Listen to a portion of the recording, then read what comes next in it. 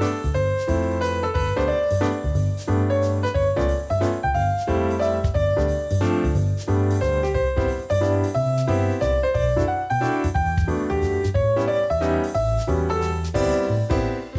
gonna climb a tree. Watch out. Ah! Hi there. Welcome to another episode of the Board Game Business Podcast. I'm your host, Richard New, and I'm here as always with Jeremy Commander and Brian Hink. Today we're going to be talking about the top reasons that you should not get into the board game building business. I mean, it might seem like a weird thing to do, but we're going to talk about, stay out, and that's, that'll be a fun discussion. In a nice way. You really consider this decision. Don't take it lightly. It's harsh. It's difficult. You got to love it. And that's the thing, the best advice is don't get into it. And if that advice still doesn't stick, maybe it's a calling. Yeah, and I want to say something to that too. And I don't want to discourage anyone from coming in, but when people talk about the board game industry, it seems like you just play games, and it's just this big fun thrill ride, and that's not at all what it is. So I don't want to discourage anyone from coming in to the industry, but I just want them to know about all the things that you might not know. The things that don't seem like a joyride to you. Well, let's start with you, Brian. Can you give us a reason that someone shouldn't join the board game design industry? One, it's hard to make money in it. You can make money, but it's not easy. There's so many people that come in with their own personal money, and they don't need to make money. It's their hobby. They do this for fun, and so the people who are in it to make it a business have to compete with those prices. And that in people who don't need to make money on it. You're probably not going to be a millionaire, and if you it's possible to make some money, but it's very easy to lose money or just kind of break even. So for every copy of Good Cop, Bad Cop that sells at retail, you make maybe $2.50. So $2.50. So if you successful, you sold a print run, you sold 1,000 copies, and you've got $2,000, $3,000 out of that, and it took you lots of work to achieve that. Yep. Sounds like if you divide it out, pretty small salary. So for on Kickstarter, your Good Cop, Bad Cop expansions, for each expansion you sold, let's say you sold the expansion, you didn't sell the base game, how much do you think you made per backer in that situation, or did you lose money per backer? As far as Good Cop, Bad Cop goes, I think it's a little unique. We did make a decent amount of money on each one of those, but it's usually you don't. Usually an expansion is one that just helps sales of the base game, and you're going to lose money or break even on an expansion alone. It's usually not worth the time that goes into it, except that it keeps that base game selling. On Kickstarter, though, usually the cost, you see a big number, $1 million on Kickstarter, or $150,000 on Kickstarter. Usually the creator is spending more money to make that game than that number. So it may seem like people are just making a killing, but that's not the case. Half of that money is going to go to shipping. Probably close to half of it's going to go to manufacturing, and there's so many other things. Kickstarter gets their cut. You have to pay for a graphic designer and an artist, and the person who makes your video, and you have to send out review copies, and there's so much that additional kind of overhead costs and things that go into it that you don't think about, and so usually after a Kickstarter campaign, the creator has lost money on it, and then they just hope to make it back through sales. But a lot of times they don't. And if they do, then, you just make a little bit of money. And I've spoken to many Kickstarter creators or game creators so they're in the red after the Kickstarter campaign, and they're hoping to make up those sales, make up that money in retail or in con direct sales. But if you take your game to a con, now you're paying for a booth and travel and hotel and lodging. Then did you sell enough copies where let's say you're making $10 a copy. Did you sell enough copies to pay for all of that? Or if you're going retail and you're making $1.50 a copy in retail or $2 a copy in retail, how many copies do you have to sell in order to get back into the black? Mm-hmm. And so that's something that people don't think about on the business side of things. And what's really their break-even point for all the money they spend, and that's not even counting your time. So Brian's counting his costs, but he's not even counting his time, the hours he's spent crafting the Kickstarter campaign and answering customer service emails and finding the artist and the graphic designer and playtesting and all the marketing and all that time. He doesn't even put a dollar figure on that. for the game breaking even or making And not money. only that, but I think that leads into another point of ours, another reason that you shouldn't join. You guys have talked about before, it eats up a lot of your time. It's a lot of your time. So from a designer's perspective, let's say I'm not going to go the publisher route. I'm not going to go Kickstarter. I'm not going to try to put my game in retail per se. I'm going to let the publisher do all that work. If I'm on the designer side, I'm getting a royalty. And so then let's say that the game is moderately successful and I'm going to wind up getting 50 cents a copy or $1 a copy in royalty. If I spent 100 hours, 200 hours, 300 hours developing that game, playtesting it over and over again and working on it and getting it polished to the point where I could sell it to a publisher, and then it sells 1,000 copies or 5,000 copies at $1 a copy, and I divide up the hours I spend, how much should I make per hour? Am I even making minimum wage? Mm-hmm. And so that's the other thing I got to think about from the design perspective. Like, I'm going to let the publisher do all the business end and use the time investment, then you're just taking the royalty end, and that may be very small. Brian, do you have any stories about how it eats up your time? Yeah. Ever since I became a publisher, and the more I work, the more, I guess the bigger the company gets, and the more projects we have going on at the same time, the less time I have. I still do have a day job, and so now I don't have any hobbies. I used to have a lot of hobbies. I used to, play a lot of sports, and I used to, hang out with friends, and spend more time with family and friends. And now I go to work, and then I come home from work, and I work pretty much either the rest of the night on Overworld games, and even throughout the day I'll take breaks from my day job and go work, do some things for the business. On the weekends, it's mostly, I got to get these 4 things done, these 4 big kind of projects done on the weekend, and then, then I find time. And I'm lucky my girlfriend and, friends that I have here are okay with that. They support it, and I'm lucky, but it takes its toll on friendships and, family. And if you take it seriously, and you don't have to, you can do this as really a hobby and only spend, a few hours a week on it.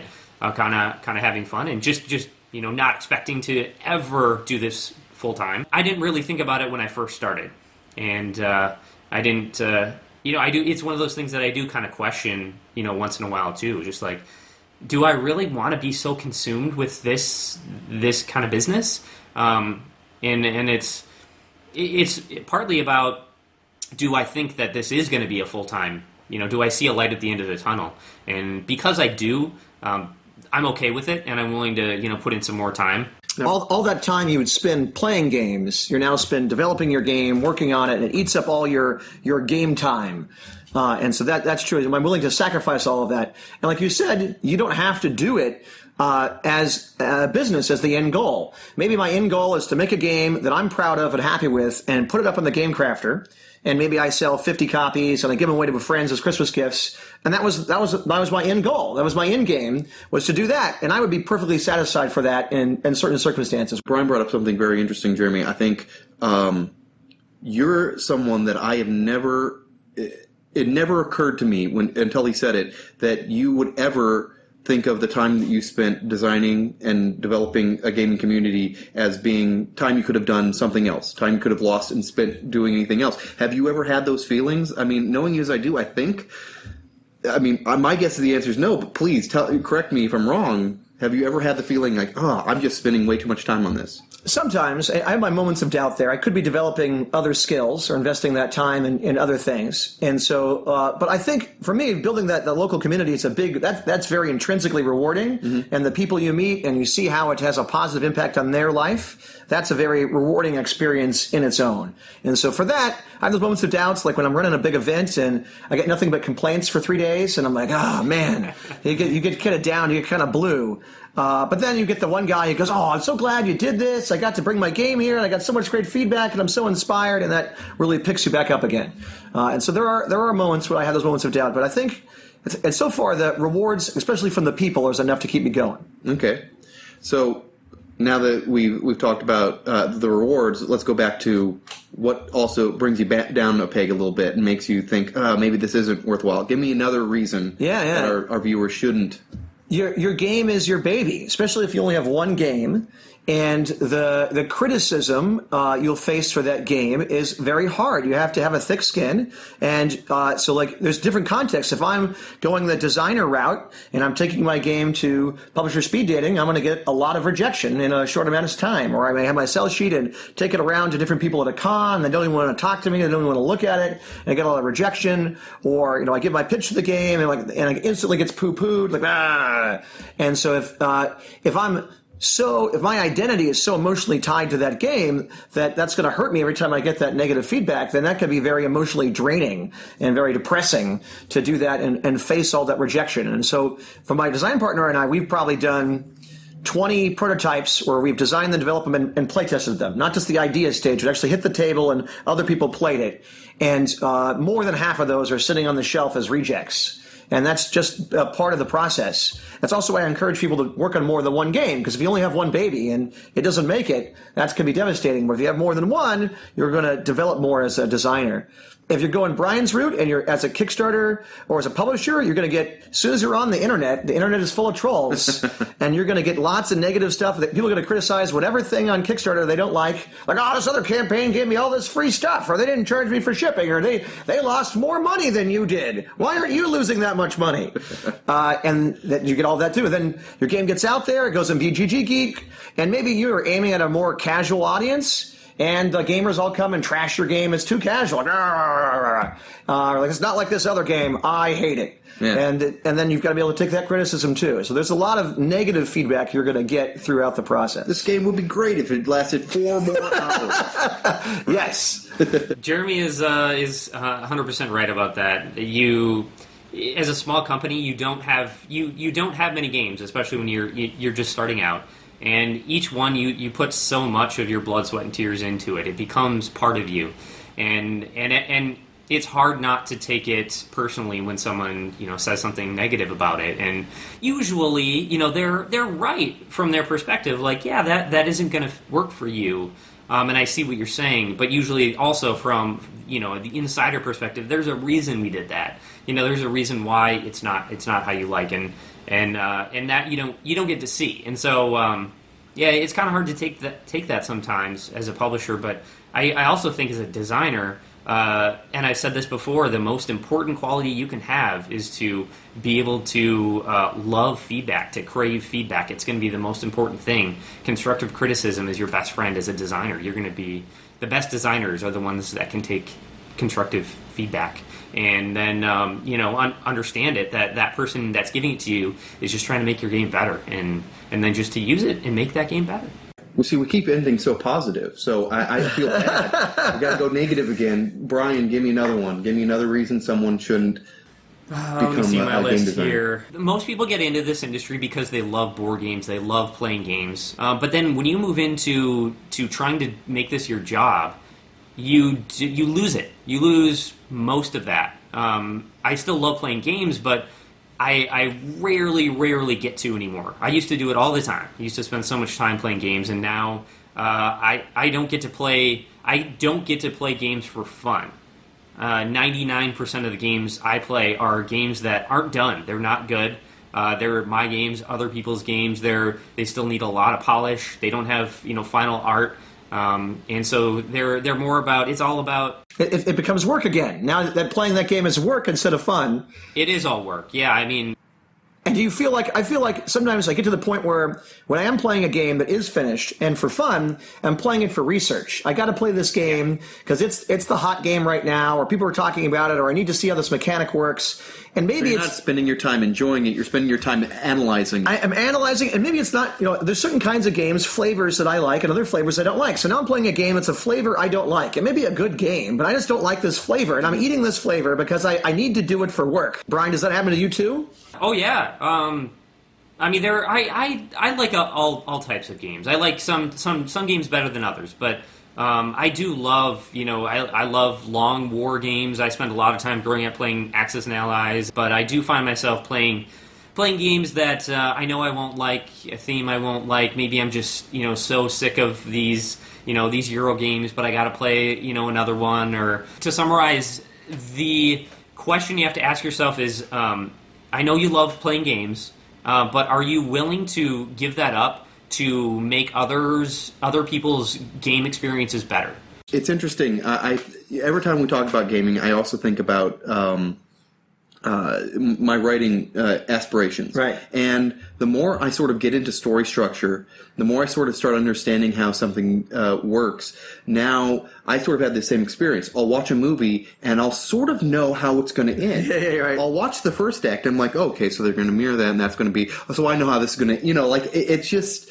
You've ruined the movie for yourself. A little bit. By knowing the structure and how the thing is built, you sort of take yourself out of the ability to enjoy the product on its own. Do you ever feel that way about a game? Like, as you've designed a game that's similar to that, and you're like, well, okay, I know how this is going to turn. I know the best strategy for this. Right. I'm sort of, there's no fun in it for me because I can't discover, the different pathways.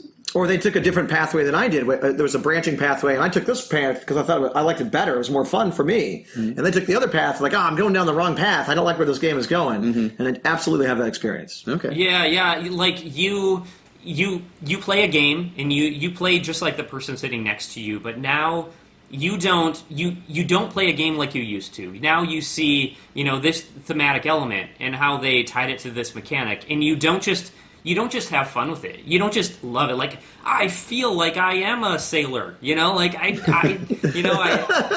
feel like I am. No, you don't do that. You're just like, oh, that's cool how they pulled that piece in and tied it over here. And you appreciate it, but you don't appreciate it in like a fun game kind of way. You appreciate it more on a professional level. I think I might just have to take that audio out and just have I want to be a sailor. Be my ringtone. All right, Jeremy, one more time. Going back to you, tell me what reason someone would have for not getting into the industry. Your game is not that special. Okay. Yeah, you build this game and you feel like, this game is awesome, or you just want to do it for the sake of doing it. And if you're going to self-publish it through the Drive-Thru Cards or Game Crafter and play it with your friends at local cons, that's fine. If you can achieve that, and because your friends like you and you have a fun enough game, that may be the success level for the game. But now, like, oh no, I think this game's going to be a big deal. I'm going to take it to a con and pitch it, or I'm going to take it to Speed Date, or I'm going to try to get it published, or I'm going to try to put it up on Kickstarter. It may not be that good. Most of the games, the prototypes I play, a lot of them are awful, but a lot of them aren't awful. They're just kind of okay. Mm-hmm. And I made a lot of okay games myself. I'm guilty here too. And you get that game, and so I've made games with my design partner. We've gone through the playtesting process for months, and we've done multiple revisions, and we get to the end, and we go, well, it's a good game. It's fun to play. But it's not a great game. It doesn't jump out or stand out from a sea of thousands of games. Does it deserve to be published? Does it deserve the time investment to get it out as a commercial product? And often the answer is no. And it goes on the shelf. And it's not a bad game. It's a good game. It's just not good enough. You're not necessarily just talking about like a clone of another game or something like that. The original idea, something that hasn't been done before, but it's just not special enough, or it's not good enough to get out of it. We talk about writing in movies. Mm-hmm. There are movies that are going to be a big blockbuster that everybody sees. They're going to be a movie that's like the little art house movie that only plays in the art house theaters and a dedicated audience sees. And there's going to be the direct-to-video movie that doesn't even get into the theater at all, or is made for TV. And they're kind of different levels. And so a lot of the games, especially if you're a first-time designer, your game is the TV movie of the week level or the direct-to-video level. And that's not necessarily a horrible thing, but it's not. No one's going to want to put that in the theater. No one's going to want to pick it up and take it to the next level because it's not bad. It's just not good enough to go at that level. Right. Like if I have something to say. I just want to say that not yet. It's not good enough yet, or maybe you're not a good enough designer yet. But you just got to keep working on it too, and it can get there. I mean, most of the games that I play, I'm like, oh yeah, I see where they were going with this, and then it's close. I'm going to disagree. I'm going to say that some games will never get there.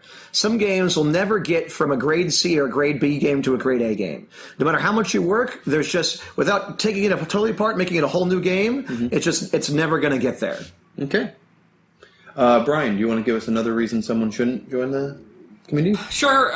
When you're working on a game and you have just so many deadlines, and also if you are doing this part-time, you have a whole nother life with other deadlines, a whole nother job, a whole other things in your life, and then when you add in like the pressure, especially for like a Kickstarter campaign, when you don't know how many people are going to back. That just adds just so much stress. Just all these unknowns, and just all the schedule pressures. It's a lot, especially if you are taking it seriously and really trying to get to the next level. Another thing to keep in mind is just the amount of travel you're gonna have to go to conventions. And do you, if you have a day job, do you have enough vacation days to take all those trips? Right. Because they eat up all your vacation days for the year, and now you did all these working vacations, and now you have no vacation. Well, thank you guys for joining us today. I've been your host, Richard New, and I'm here as always with Jeremy Commander and Brian Hink, and I'll see you across the table someday. Hey, this is Richard to remind you that you can check out our website at boardgame.business. Old episodes are indexed by subject to make finding an answer to your question easier. You can find links to our BGG Guild, other networking sites, and, if you feel like supporting us, our Patreon account. Donations are used for equipment to improve the presentation of our podcast. Thanks for watching or listening. I feel like I am a sailor. Thanks so much for watching the Dice Tower videos. Find more great videos and reviews, as well as our top-rated audio podcast at Dicetower.com. You can also find other great shows at Dicetowernetwork.com. I'm Eric Summerer, and you've been watching The Dice Tower. The Dice Tower is sponsored by Cool Stuff Inc., where you can find great games for great prices. Cool stuff in stock. Check them out at CoolStuffInc.com.